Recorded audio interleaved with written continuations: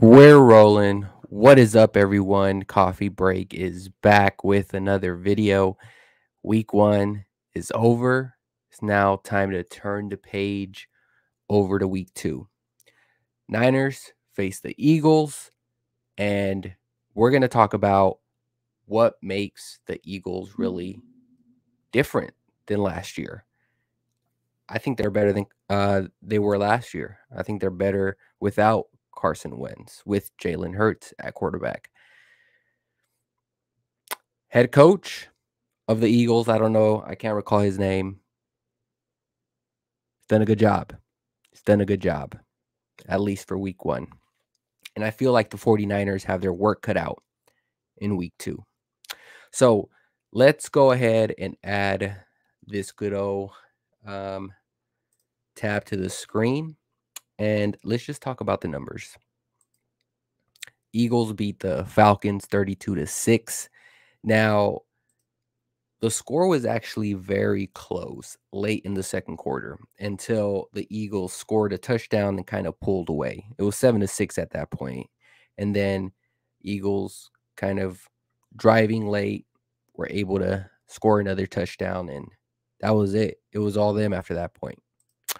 So what really stood out to me is number one, when I was watching the game, it seemed like the Falcons had way more penalties than the Eagles. But when I go back and look at the team stats, it was actually the Eagles who had 14 penalties for 89 yards. So they had more penalties. Now, the Falcons had 12 penalties, still a lot for 99 yards. So it was more yardage.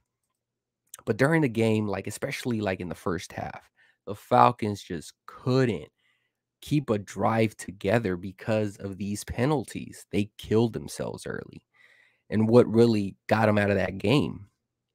But going back to watch that, I'm like, wait, I didn't even notice the Eagles have 14 penalties. That's a lot. And that's something to point out too for a young team who is just trying to build something this year, right? Because not a lot of people are talking about this Eagles team. And a lot of people actually have them as a terrible team, right? But they actually performed well. I feel like the coach put these players in positions to succeed.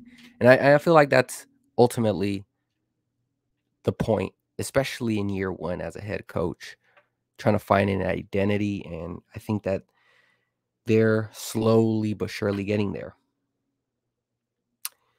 Another thing that really stood out to me is this defensive line of the Eagles. They were able to sack. Let's just look at these numbers. They were able to sack Matt Ryan for 3 sacks, 28 yards. Um, man, but they were everywhere. And you look at this, you kind of think like they're on the older side. At least some of these guys like Fletcher Cox or who's another guy, Brandon Graham. But it's these other young guys who are really stepping up. I mean, Hassan Ridgeway had a sack in this one, and then two by Javon Hargrave, if that's how you pronounce his name. So, I mean, they just really showed up on when I rewatched the game here. And similar team that the Niners faced last year, the pandemic year, disappointing loss against the Eagles last year with Nick Mullins at quarterback. But for the most part, this defensive line gave the Niners fits. So what did Shanahan do? Threw a lot more screens, end arounds, and kind of negated them or kind of put that pass rush at a halt. So one key element, I mean, it's always a key element going into a game, but avoid those third and longs. You don't want to get your tackle or your guard one-on-one against any of these guys. It's really difficult to protect Jimmy Garoppolo. with those four guys that they have up front. Okay, so that's another thing that really stood out. Defensive line, very athletic. And then we did touch on this a little bit. Their offense, right? Their offense was really impressive. And the most impressive to me was quarterback Jalen Hurts. He had Russell Wilson like escapability in the pocket. And that's one thing that doesn't get measured or thrown into a stat. But when you watch the game, you see it. Like any other quarterback, right?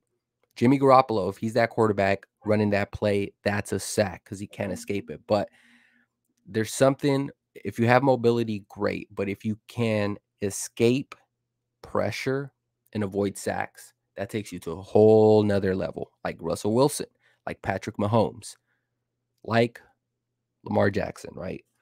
So having that, it just not only it just really, really tires your defense.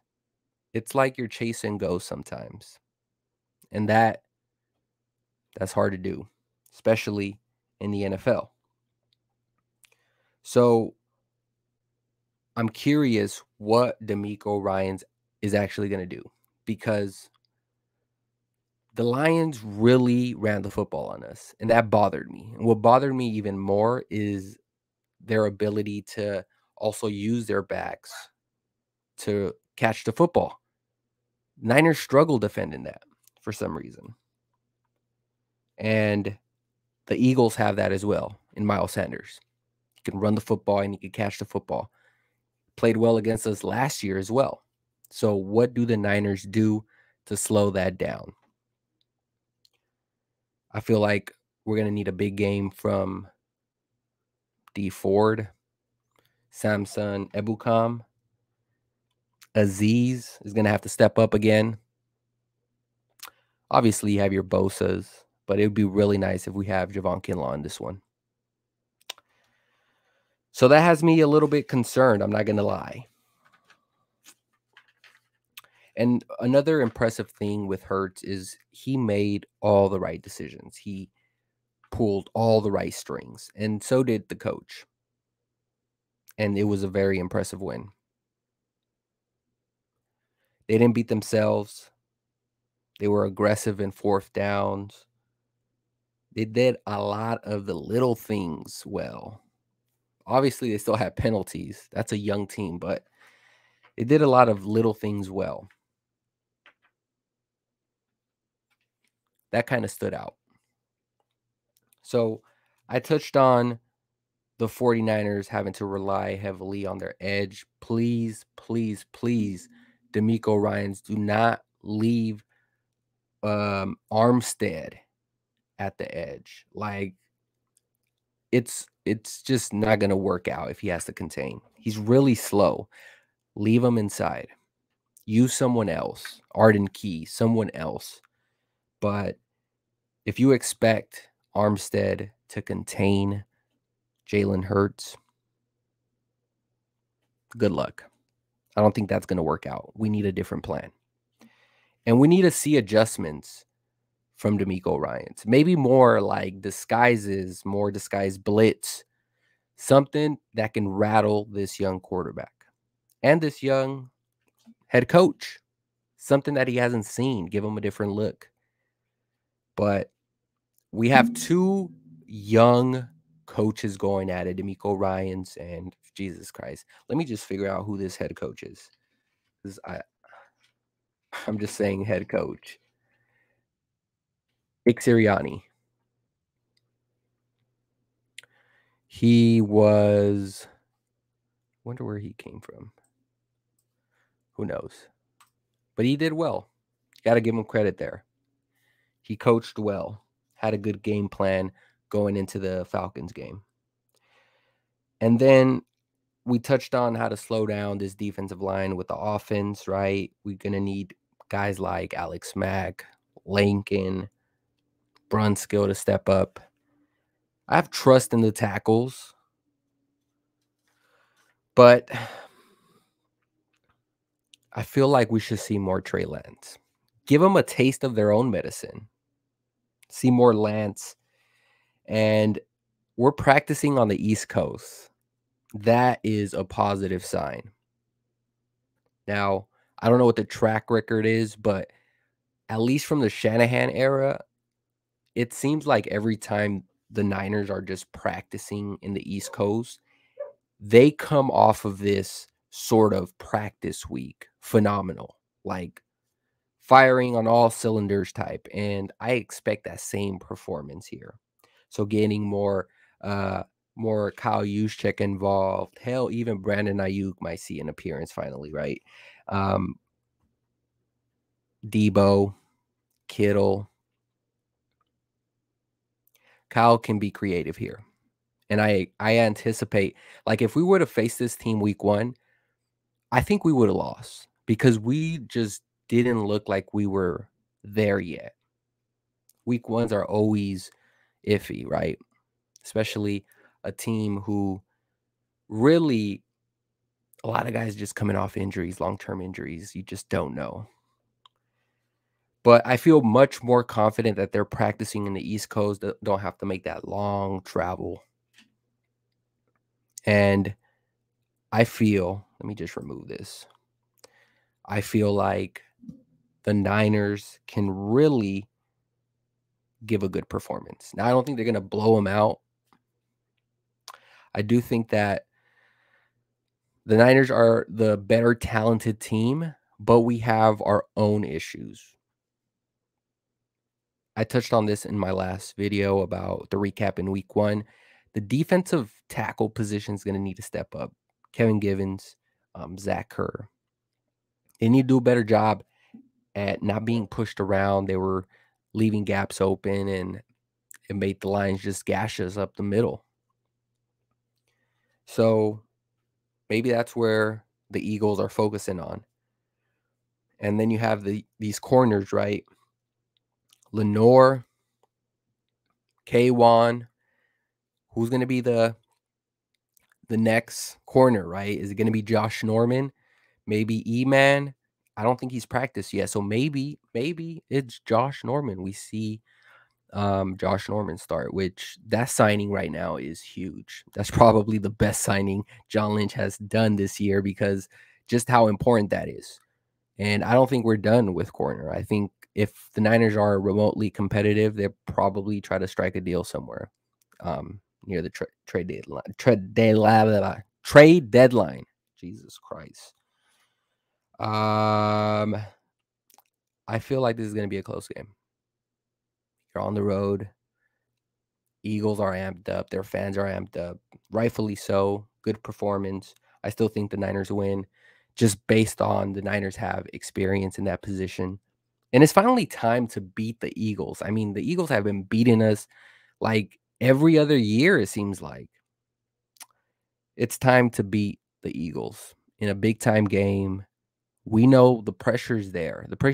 There's more pressure on the Niners for sure. You have the NFC West just breathing on your neck. And you have these teams who have nothing to lose. They're very young. They're arrogant, right? That's when it gets dangerous. So if the Niners can really stay focused, remain calm, we should be fine. We should be fine. Elijah Mitchell, big performance from him, I expect. Do we see Trey Sermon? I think so. I think we must, right? Like, let's see what we have in Trey Sermon. Brandon Ayuk, I don't know what the hell is going on there. But the Brandon Ayuk, Trey Sermon stories just bother me.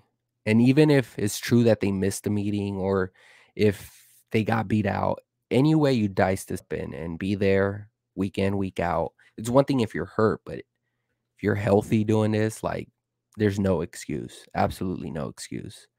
So from the player standpoint, like, if someone is out beating you and you're a third rounder, a first rounder, that should bother you. And from the front office standpoint, you're just like, I drafted this player and I'm looking really bad. Like, that's the honest truth. So There's no way to dice that up. The Niners are really they're 1-0, but again, they feel like they're 0-1, 0-3, it feels like, with now Mostert and Verrett down for the year. But let's hope, it's this kind of this league is a week in and week out type of league. If they come out here, blow the Eagles out of the water, all of this news that came on after Sunday, it's all thrown out the window. Brandon Ayuk has a touchdown, like 7 receptions for 100 yards. Nobody's gonna talk about that no more. And if he continues to start, nobody's gonna talk about that no more. Trey Sermon comes in here, rushes, 15 carries, 100 yards. Cool. It worked, whatever Shanahan did. But if they come up here and just fall flat on their faces, it could get ugly. It could get ugly. I'm not saying it should, but I mean, just the way the world works, people overreact, overthink things, thinking the Niners are gonna go 1-15, 16, whatever the hell it is now. Crazy world. But it's a week in and week out performance. So even though they won, like I said, it felt like the Niners lost just because of the way they finished that game. And now I think they deserve the opportunity to see how they respond. Now, this means a lot. The way they respond will kind of tilt where the season goes, honestly. We'll wait and see. Anyways, guys, thank you all for watching. And as always, we'll see you on the next one.